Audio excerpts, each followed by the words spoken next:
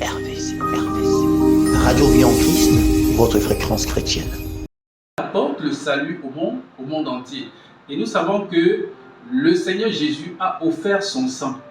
La Bible dit qu'il a offert son sang pour racheter les humains et pour pardonner aussi les humains. Alléluia. Donc, le Seigneur Jésus, il est le Christ parce qu'il est cette personne-là qu'on attendait. L'homme providentiel, on peut dire ainsi. Ça veut dire que les Juifs, dans le judaïsme, lorsqu'on regarde généralement dans l'Ancienne Alliance, dans les 5 premiers livres de l'Ancienne Alliance, quand on regarde effectivement dans les 5 livres de l'Ancienne Alliance, en fait, dans l'Ancienne Alliance, on voit comment, dans l'Ancienne Alliance, on prépare déjà la venue du Messie. Avant que le Seigneur l'a dit, donc pour moi, Moïse l'a dit, que le Dieu Tout-Puissant, il enverra un prophète comme moi. Donc, dans l'Ancienne Alliance, on a beaucoup présenté le Messie. On a beaucoup parlé de Jésus-Christ dans l'Ancienne Alliance. D'ailleurs, la Bible dit que l'Ancienne Alliance est l'ombre de la Nouvelle Alliance. La Nouvelle Alliance qui, n'est-ce pas, la mort de Christ, n'est-ce pas, introduit la Nouvelle Alliance. Donc, il est le Christ. Amen. Et nous allons lire, lui-même particulièrement, il a parlé, lorsque nous avons Luc au chapitre 4. La Bible dit ceci, Luc 4 à partir du verset 16. La Bible dit, il se rendit à Nazareth où il avait été élevé.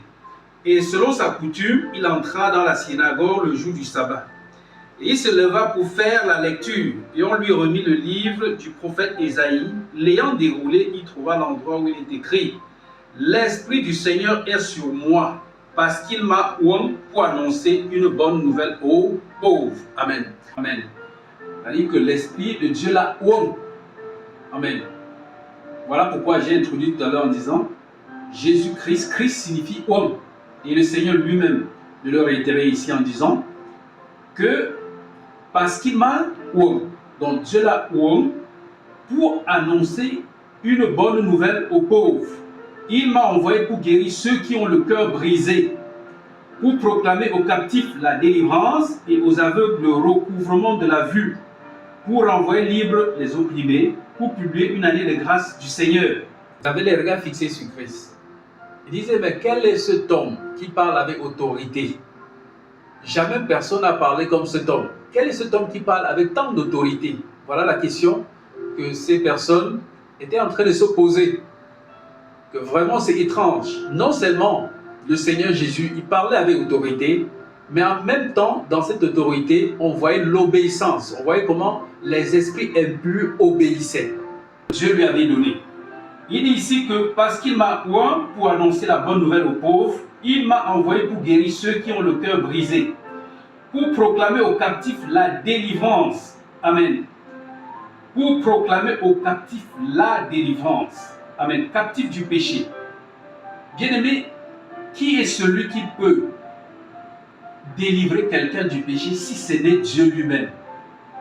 Donc, nous comprenons ici que il faut être homme, il faut avoir cette onction-là qui vient de Dieu. Il n'y a que Dieu seul pour faire sortir quelqu'un du péché. Aucun homme n'a la capacité de faire sortir l'autre du péché. Aucun vivant. Le fait que l'homme est délivré du péché, c'est une action du Saint-Esprit, du péché. Ceux qui sont captifs, n'est-ce pas, de la colère. Amen. Le Saint-Esprit te délivre de la colère. Ceux qui sont captifs de la colère, ceux qui sont captifs de la haine, de la jalousie. Amen. Ceux qui sont encore, n'est-ce pas, captifs de la drogue. Vous voyez, des choses comme ça. Mais le Saint-Esprit est capable de délivrer une personne de la drogue et faire de cette personne une personne vraiment normale. Proclamer aux captifs la délivrance et aux aveugles le recouvrement de la vue. Aveugle physique et aveugle spirituel. Quand on parle d'un aveugle, c'est quelqu'un qui ne voit pas. Mais il y a aussi une façon, il y a aussi une sorte d'aveuglement qui est spirituel. C'est-à-dire qu'on regarde, mais spirituellement, on ne voit absolument rien. Je prends un exemple. Quelqu'un qui est, par exemple, dans la fornication, il trouve que c'est normal. Il se dit que c'est une vie qui est sans reproche. Mais sur le plan spirituel, il est aveugle. Et le jour où on leur dit, mais est-ce que tu sais qu'avoir une petite amie, sortir avec une petite amie, c'est un péché, ça le surprend. Vous voyez, ça veut dire qu'il est aveugle. Ils sont aveugles sur le plan spirituel parce qu'ils ne savent pas distinguer ce qui est bien de ce qui est mal. La fornication est mal. Amen. Alors le Seigneur Jésus, il est venu. Il dit que le Seigneur, en fait, Dieu l'a oint pour délivrer, pour proclamer aux captifs la délivrance et aux aveugles le recouvrement de la vue, pour envoyer libres les opprimés, pour publier une année de grâce du Seigneur. Amen. Voilà la mission du Seigneur Jésus. Et cette mission, le Seigneur l'a oint pour ça. Voilà pourquoi il est le Christ. Il est Jésus-Christ.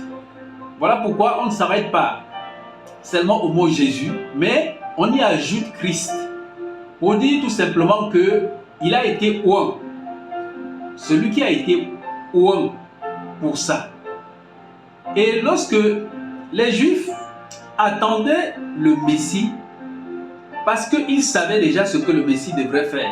Il a ouvert la mer Rouge, ce miracle, en fait tous les miracles que Moïse avait fait. Et que Moïse lui-même avait dit, le Seigneur, il va, dans le temps futur, envoyer un prophète comme moi. Alors vous allez le suivre. Ça veut dire quoi? Ça veut dire que les Juifs attendaient le Messie. Ils attendaient l'homme qui est oint. Jésus, le Christ. Cet homme qui est oint. Ils l'attendaient. Ils savaient qu'il devait venir. Et ils savaient très bien ce qu'il devrait faire comme miracle. Ils le savaient.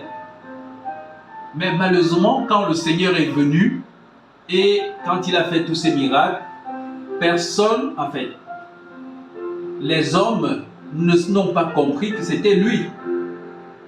Voilà pourquoi lorsqu'on lit par exemple dans Actes des Apôtres, Acte 1, pendant qu'il est en train de partir, c'est-à-dire que quand il est en train de monter au ciel, les disciples vont encore lui dire, mais Seigneur, est-ce que c'est en ce temps-là que tu vas rétablir le royaume d'Israël? Est-ce que c'est en ce temps? Voilà que tu es en train de partir et que nous sommes toujours asservis par les Romains. Est-ce que c'est à ton retour que tu vas rétablir le royaume d'Israël?